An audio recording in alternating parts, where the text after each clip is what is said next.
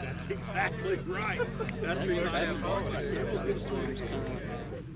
all right, so I'm going to try to explain this as best as I can because this is a little bit confusing. This whole block to my left was mowed, okay, before we wiped it. This whole block from here, if you can see this first white flag to the next white flag, was not mowed. All right. Then we wiped this way. Okay. I've marked the plots with what they were wiped with, and whether it was wiped unidirectionally or bidirectionally. Okay. So I'm going to take everybody down this alley, and then we'll end up at the end, and then we'll go back to the trailers, and we'll go to our next site that was set up just slightly differently. So maybe it's a little bit easier to see over there. But I thought this one really showed the results a lot better than the other site did because of the mechanical issues that we had with the wipers. All right, so the plot on my left, immediate left, is actually a check. It was mowed, and that was it. Okay, so what you see is what was here pretty much last year. Plot to my right here, this was glyphosate at 70%, wiped 2 times.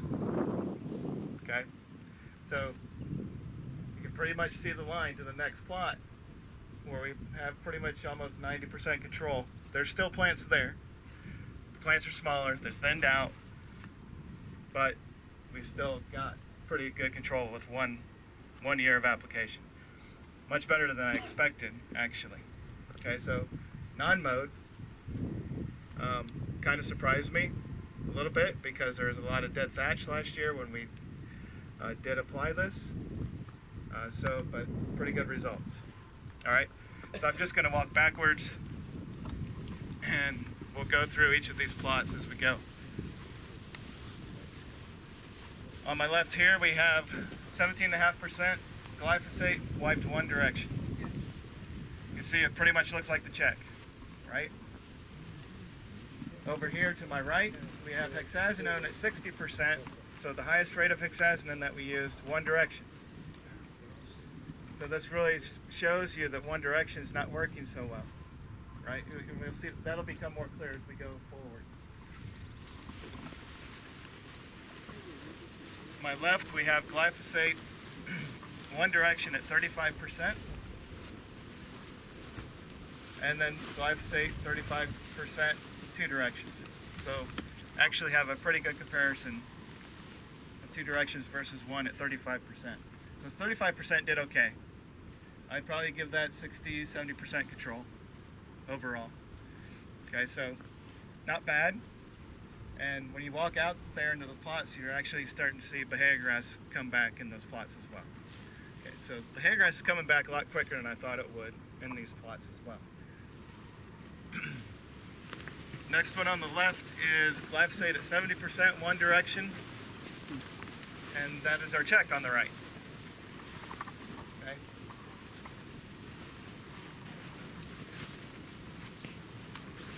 And then we have 17.5% on my left, 2 directions, and 15% hexazinone, 2 directions. So it's a pretty good activity out of that as well. You can definitely see the difference between the check and that treatment. And then we have glyphosate at 35%, 2 directions on my left, and 35% one direction on my right. Okay. So mowed versus unmowed, I don't know that we had the height differential here. Okay, so I talked about that in the classroom. 70% glyphosate on my left, 2 directions. Hexazinone, 60%, two directions on my right. That's one of my favorite treatments out here. I mean, it really cleaned it up.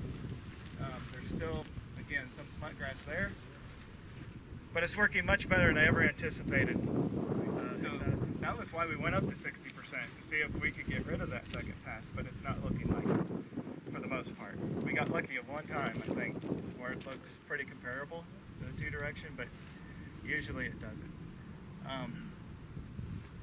If we look at this maybe a little bit closer and say, okay, well, if we're getting 50% control with one pass, maybe we would go with that and plan on wiping it 3 years in a row. Is that something you want to do?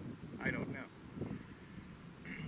When you wipe it, it's two directions, like, okay, you wipe it the same day as both directions. Yeah, so we wipe it in two directions. We drive down, turn around, and come right back. So if it lays it down, it doesn't get that side stain. Well, it normally doesn't lay it down that much. Yeah, it bounces right back up usually.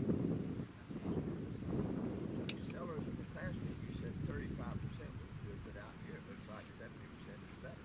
Yeah, 75% is definitely better. 35% is really variable. That's what I said in the classroom. Oh, okay. So, and that's why I said I think it's going to really depend on what the difference is between the smutgrass height and the bahia grass height. So the more difference you have, the better 35% is going to work, because you can put the roller closer to the ground and you can wipe more of that smutgrass plant. I think we're getting the upper 30% of the smutgrass plants right now with our strategy, with mowing it and with limited grazing. The other thing was we found when we mowed it, and Aaron knows this, I know this, he mows smutgrass, the cows will eat it too. So it was hard to get that height differential because they're eating both the bahia and the smutgrass. Okay. Can't read this one. 15% hexazinone one direction and 30% two directions. So 30 and 60% hexazinone two directions are pretty comparable. They're side by side right here on my right.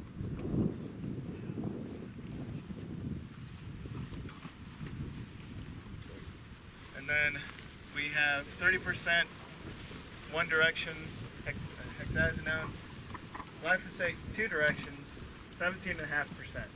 This is probably the best 17.5% plot I've seen with glyphosate. And why this is working out, I'm not sure exactly, but it definitely looks pretty decent.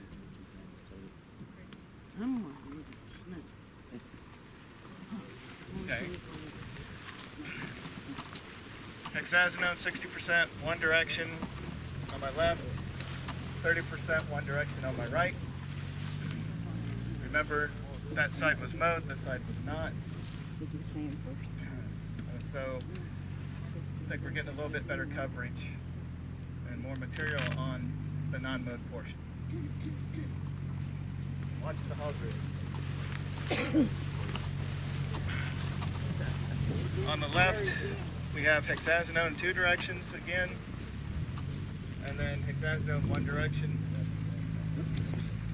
So this would be a good comparison for those that want to see what one direction, or two direction versus one direction looks like, even though we have a mowed and a non-mowed site. So you can kind of see what one pass versus two passes looks like.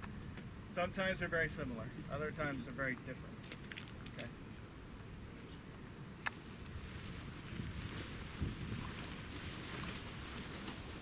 Alright, so hexazinone on my left, 30% two directions, glyphosate 17.5% one direction on my right.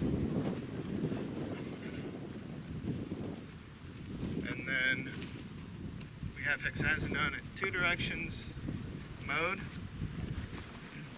glyphosate at 70% one direction, non-mowed. Okay. They're mowing it, how close is it mowing? So we mowed it to about 6 inches. So, and this field was actually mowed probably 3 weeks ago. I didn't know they were doing it. They did it. And you can see how quickly we have seed heads already. So, it doesn't take long. Did you try combining both materials? Did I try combining both materials? I did not. What would you expect? I don't know. I would expect probably some antagonism would be my guess. Is there a certain pH at which the herbicide will work better, that you would get a more favorable response? there a certain pH where it would work better? Which product? Either one. Either one. Okay. All right. So there's some discussions that raising or lowering the pH of our water to around 5 will make glyphosate work a little bit better. I think when you look at the scientific literature on that, it's very mixed. And it's probably going to depend on water source more than anything. So when we're using high concentrations like this though, I don't think it's going to make that big of a difference.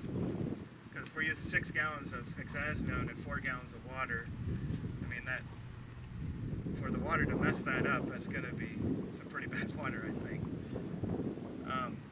Well, more so from Soil soil pH perspective. pH perspective. I thought you were talking about solution pH. I'm sorry. Oh, that's okay. Well, hey, I mean, that's a double question. Yeah, so soil pH as far as competition or Well, just if your soil was at a certain pH and then you're like, I've still got smutgrass, I need to manage it, I need to make an application, would it be more favorable if it was at this pH, go with this product to apply, or go with this one, or just either one, just make sure you're in this pH range, and then that way maybe people can make a better financial decision. yeah. All right, so that's a hard question to answer. Okay, so we did a little bit of work in the greenhouse looking at soil pH and how Bahia grass competes with smutgrass. Okay, and what we found was when we were at a soil pH of 4.5, Bahia grass slightly outcompeted smutgrass. We raised the pH to the target pH for Bahia grass, the giant smutgrass would take over, which is kind of not what we wanted to hear, right? But you want your Bahia grass to be at the target pH, because if you spray it and the Bahia grass is weak, you can have the potential to damage it a little bit more than you would when the Bahia grass is at the target pH. So, to roundabout answer your question, I think it could have an effect, but as far as actual control goes at the time, I don't think it does. So I've been in many pastures and sprayed all different pH levels. It seems to be more, the environment seems to be more of a factor than anything else. Okay. Anything else while we're right here? The soil type. The soil type play a role. It could. If we were in heavy organic soils, or if you're in a reclaimed area with a lot of clay, you can definitely see a lot more injury from hexazinone on your Bahia grass. It tends to stick around a little bit longer because it's tied up, or versus here in sand, it's bleaching much more quickly. So it could stick around a little bit longer. It could actually help you out as far as smutgrass control, but it could hurt you as far as Bahia grass injury. Good questions. Jim. Have you tried, like here where you got a good kill, would you come back and wipe those dog fennels and the goat weed with graze on or pasture guard? Have you tried that? Okay. If I'd come back here with the wiper and wipe with, Because in 60 days you're going to have a problem here. yeah, so try to get rid of these weeds. I personally would not use the wiper on broadleaf weeds because if you look right here, for example, Different. you have dog heights of fennel it, that are yeah. just coming up, and you have dog fennel that are over knee high. Right. Yeah, you're better off to spray in that case. Do you think if you had a broadcast sprayed that with the XR, would you have the broadleaf coming back as bad? As much smutgrass is out here, more than likely, it wouldn't matter how we treated this. You'd have a lot of open places. Yeah. Yeah, so we end up trading one weed problem for another a lot of times, but at least these weed problems are easier, right? Okay. Any other questions? The type of wiper you using a rotary wiper? I'm using one of the rotor wipers. Yeah. And that turns backwards. Right. Right. How long did you go from mow to wipe? Next day, or did you wait 10 days from mow to wipe? So it was about 4 weeks.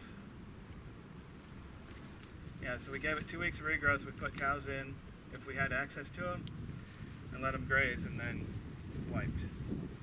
We tried to get that height differential in our mowed areas, but we really barely got it in some cases. Would burning play any of a role? Because like I know you're saying mowing necessarily doesn't have a noticeable effect.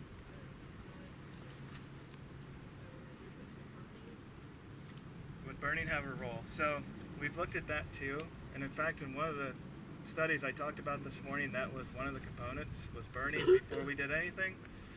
And so we split the pasture in half. We burned one half, we left the other half unburned. Burning had no effect on anything that we did. So it doesn't really seem to matter too much. But in combination, it might. In combination, it could. So we definitely see, like Aaron talked about with mowing, we definitely saw when we did a grazing study where we kind of did some rotational grazing, where we burned, we definitely had a lot more utilization of the smut grass. So those plants should theoretically be weaker. So theoretically, you should be able to use less herbicide.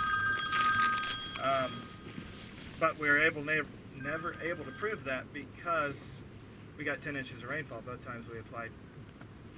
Cows probably eat Success. better though. The cows definitely ate it better. Absolutely. Absolutely. Do you think it removes some of your seed bank that's laying on the surface when you burn it? Do I think it removes some of the seed bank? We do not have that data, but Australia does. And they have shown that burning does decrease the seed bank. And that's if you burn it every year. That they were instead of burning every it. other year. Yeah, they were burning it every year. Or you're Every burning year. your Yeah. seed in. Yeah, but the fire has to be fairly hot. Out here, this would not be a problem, getting this fire hot, right? But in a lot of our pastures that tend to be a little bit overgrazed and maybe not this dense in smut grass, it's hard to carry that burn.